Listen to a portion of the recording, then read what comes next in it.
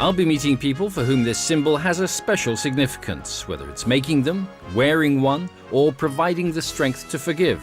Our hymns take their inspiration from the cross, and Peter Howarth, lead singer of the Hollies, performs his version of a real favourite, the Old Rugged Cross. The mixture of the lyrics and the music combine together to create a really potent, powerful force that connects you with God.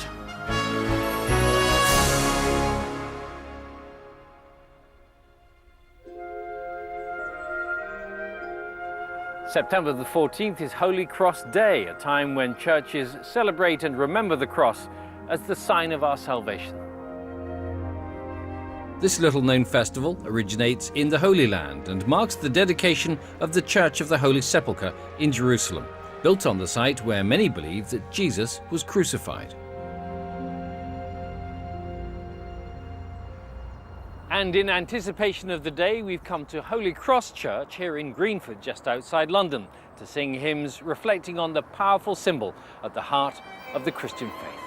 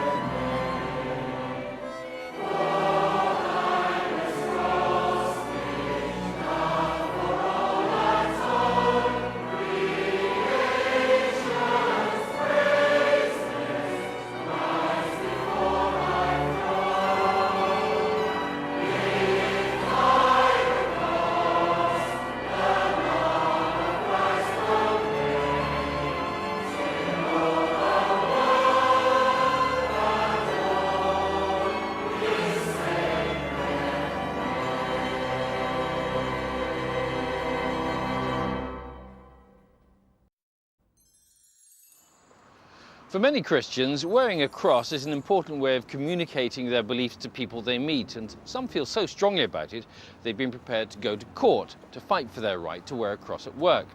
Earlier this year, the European Court of Human Rights ruled that Christians could not be prevented from wearing a visible cross, so long as it was safe to do so.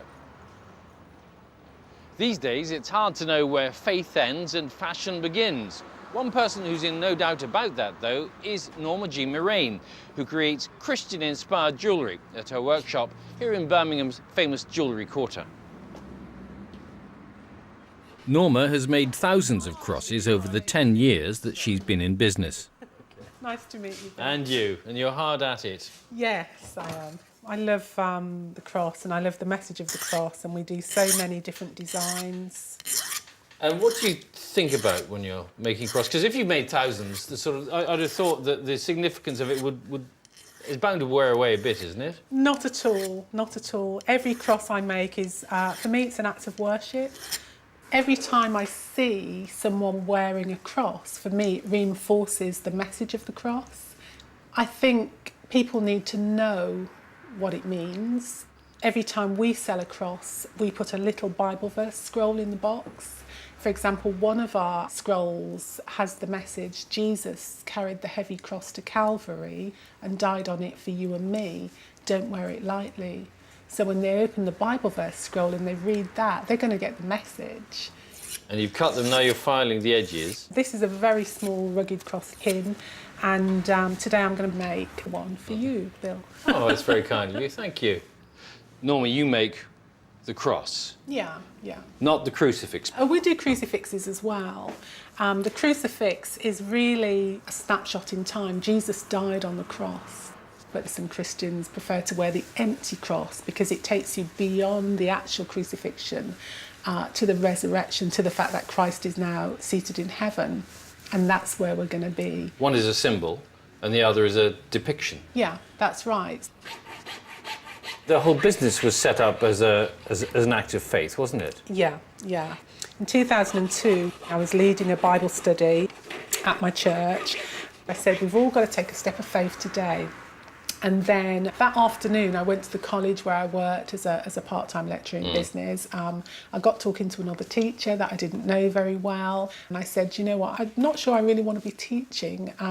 All I really want to do is make jewellery and work with my hands. And can you guess what he said? He said, I teach silversmithing. And it was just one of those God moments. It was like a light switched on, and I said, I'm coming on your course. And that's what you've done ever since? Yeah, so 10 years later, here I am. Right, let's fire it up. Yeah, I'm going to point this away. Yeah, that's a from good you. idea. Is it difficult to make, though? No, it's a very simple design. You know, the truth of the message is that Christ died on the cross to save us from our sins. That is an old rugged cross, isn't it? It is, absolutely. Made with love just for you. So, is it ready now? Yeah, Yeah. what do you think? It's beautiful. Wonderful. Thank you very much. Oh, Go on then, pin it on me. Pin it Go on on. for you. There we are. And do you know the words of the hymn? I do. On a hill, On a hill Far far away, away stood an old rugged cross.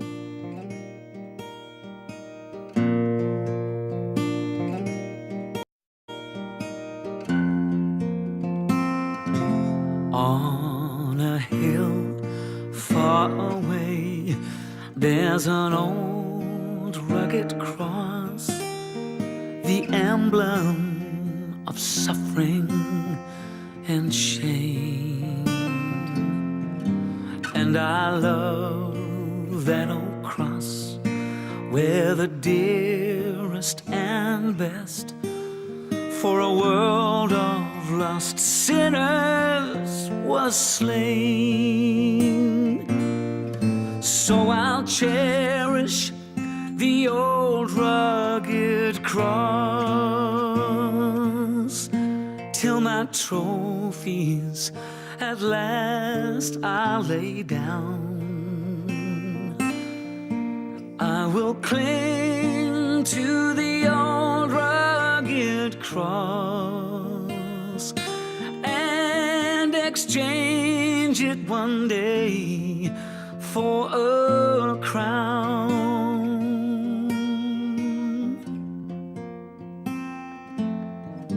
To the old rugged cross I will ever be true.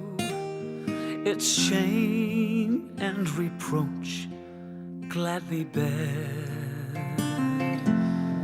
and He'll call me someday to my home far away, and His glory forever I'll share.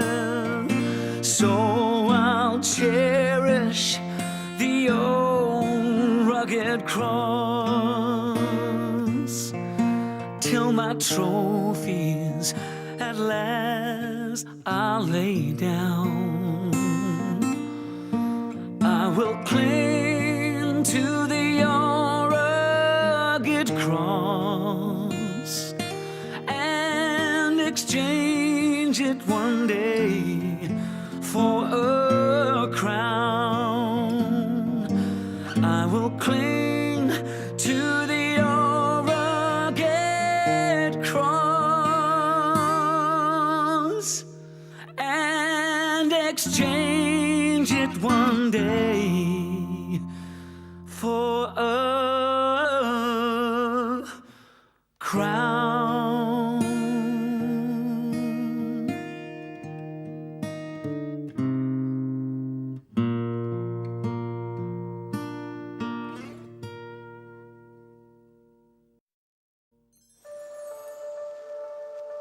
In many churches, you'll find the Stations of the Cross, 14 illustrations depicting the final hours of Christ's life. The idea of the Stations of the Cross originated in Jerusalem, where pilgrims traditionally walk the Via Dolorosa, or Way of Sorrows, following the route that Jesus took, carrying his cross to Golgotha, where he was crucified. Artists inspired by the story of the Passion have expressed themselves by creating stations in the form of paintings, sculptures, or even fabric collages like these, allowing people to make a pilgrimage of prayer without going on the long journey to Jerusalem. Neil Richardson has been rector of Holy Cross for 30 years.